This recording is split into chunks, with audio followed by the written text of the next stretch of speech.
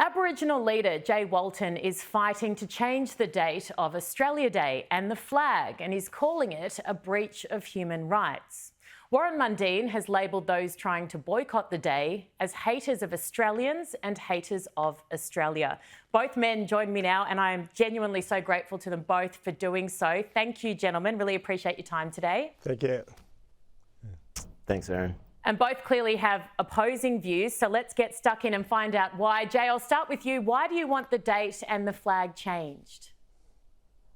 First of all, I'd like to acknowledge the traditional custodians of the land that I'm on, the Bundjalung people, and pay my respects to the elders past, emerging and present. And I think that's something that Warren needs to be mindful of, is respecting elders who have passed and fallen in the name of the conquest of this country, which is what this is about. Also, I don't claim to be an Aboriginal leader. I'm an Aboriginal person speaking out about something that I believe in. So to get to where I come from is basically there's a lot of attention going around Australia Day and changing the date here, which I support for reasons we'll get into shortly.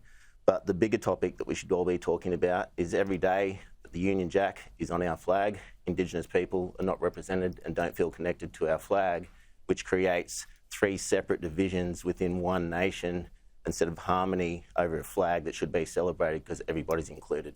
So Jay, you say Indigenous people don't feel included in that. I guess what I'm saying is that's how you feel, but Warren, does he speak for all Indigenous That's Australians? not just how I feel. No, I understand No, that. I don't. There's I don't absolutely... speak. No, I mean... And neither does Warren. No, absolutely not, of course, but you just said Indigenous Australians feel that way, and I'm saying you do, and I know a lot of others do, but not all is my point, and Warren will, I guess, I'm not claiming that now. I speak on... No, I definitely don't speak on behalf of all people, just like Warren does. We've both got our own opinions, and everybody's entitled to their own, but the people that I talk to, the people that I associate with, and I didn't just go out on this blindly with my head in clouds on my own objective here. I've spoken to a lot of Indigenous mates about this to see how they feel about it. Yep. And every single mate, not just Indigenous friends, but Australian friends that also want to get on with it, like you, Erin, that want to celebrate Australia Day, and I know you do too, Warren.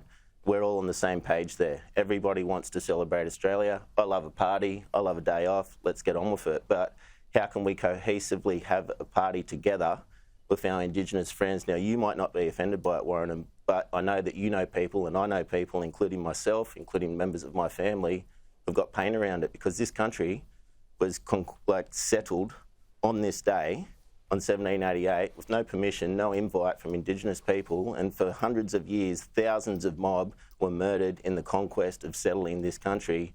And that there, every day, not just on Australia Day, is a painful reminder to the Indigenous who have got the heartstrings and the compassion and the emotional intelligence, not just Indigenous people, Australian people who have decided that we're not comfortable celebrating being Australian on this day, Jay, because of how it feels for Indigenous Australians. I'm so sorry to interrupt. I'm just going to have to go to Warren now for a chance, but thank you so much for sharing all of that. Warren, what's your response? Oh, it's a very simple response. You know, he said, he sort of insulted me at the beginning, but I'll move on from that because you know, I'm a bigger man than him, and I actually been an Aboriginal all my life. I was brought up as an Aboriginal, and my family are all Aboriginals, and we knew who we are. We were taught our culture, and we had been taught about our lives and that. But the funny thing is, he didn't do his homework, because if he would have read any of my writings, I'm a change the date bloke, and all this week in every interview, I said, change the date. So he's picking a fight for nothing. I've always said that, and have been saying, look, I listen to you, you listen to me. You know, you talk about respecting, you talking about respecting Aboriginal people, well, show some respect. So in this top period, you know, so we actually agree. This is the funny part. We actually agree. I don't know what he's getting hot under the collar about. I think potentially, Warren, the fact that you're saying, though, that those who are trying to stop us celebrating today, whilst it hasn't been changed, need to stop doing so. You say that they're haters and they're losers. People have their point of view, and they have a right to their point of view, and they should be able to prosecute their right of their point of view. What I'm saying is, in this whole process lately with the corporates, for instance, like what the hell have the corporates got to do with what we want to do as Aboriginal people? and what we want to do and celebrate in that. Now, we're getting to the bizarre situations. I want to celebrate Australia Day. I want to change the date of that day, right? 20 years I've been doing this, not 20 minutes or just turning up now. I've been doing it for more than 20, 30, 40 years. Now, so my argument now is it's become quite clear to me that there is a small cohort of people, and now the corporates, who don't want us to celebrate Australia Day, whether it's on whatever day it is. They don't want us to celebrate it, and they haven't learnt their lesson. You know, last year we had a referendum where the Australian people had a chance to voice, and over 60% of them rejected the voice to Parliament, and now we've got 67% of Australians, which I don't agree with this one, who want to keep on celebrating on the 26th of February. Now, it's about time these corporates stop lecturing to us, stop thinking that they're the font of all knowledge, and actually started listening to their customers and their staff. Now, when they talked about a boycott of Woolworths, I didn't support that, and I said the reasons why, because I know more than 60% of the staff at Woolworths do not support what the board and the management of that company are saying. And so I didn't want to see them suffer in regard to their jobs or anything, while these smart asses sitting on the board and the senior management were making them suffer. I've changed my mind in the last 24 hours because it's become quite obvious to me that these corporates couldn't give us stuff. All they want to do is their viewpoint, ram it down our throats, and rather than having people sit there, especially people like my fellow Aboriginal over there on the other side, to able to talk and prosecute the case and have a sensible, mature conversation. And this is becoming very vitriolic, and I think we need to step back and cool down about it. There's a lot of vitriol, you're right. Jay, I want to come over to you and ask about the corporate side of things. Do you think that the corporates are doing this legitimately because they believe in it, or are they looking to kind of score points, or are they looking to try and get ahead of a trend? Do you think it's genuine?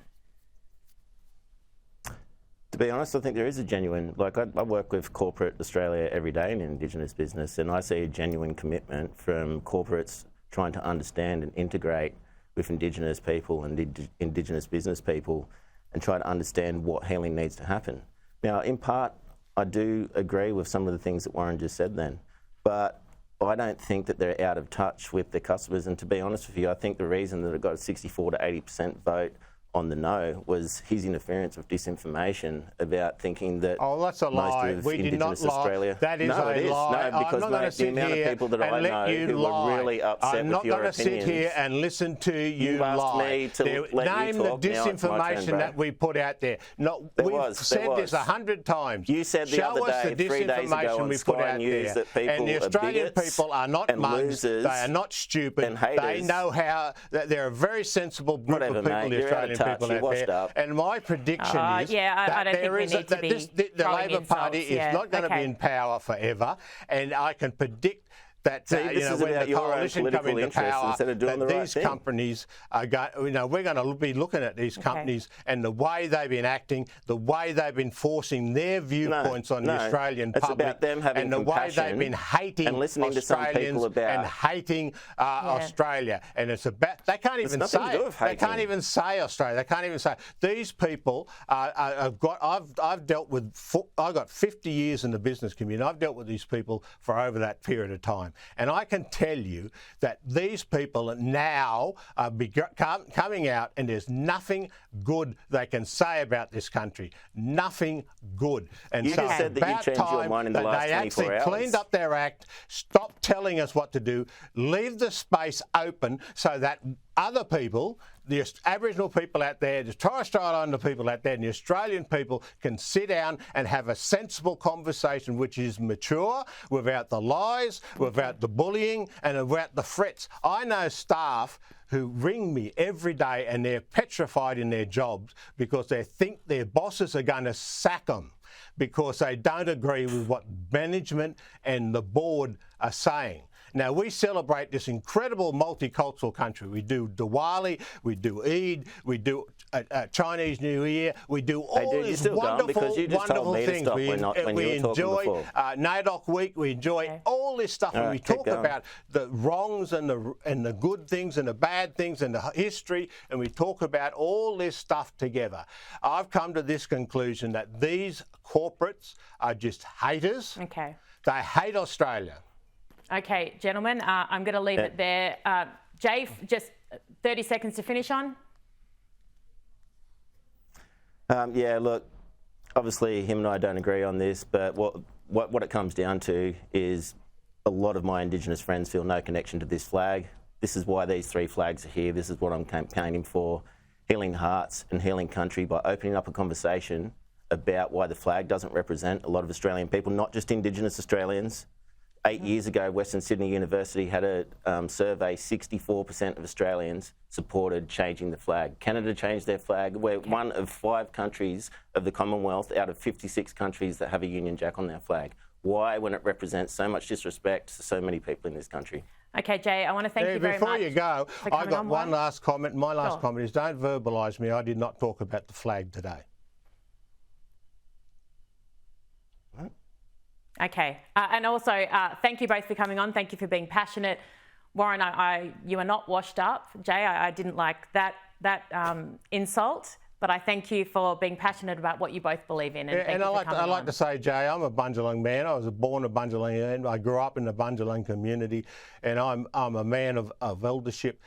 So when you talk about eldership, have a bit more respect. I didn't insult you at the beginning. I didn't insult you at all. So you did. A lot of what I hear you say sounds incredibly disrespectful. Do not insult people. We'll have to leave it there. Thank you both. I'm calm. Thank you very much. Warren, Jay, really appreciate you guys. I know this is very passionate about. Thank you so much.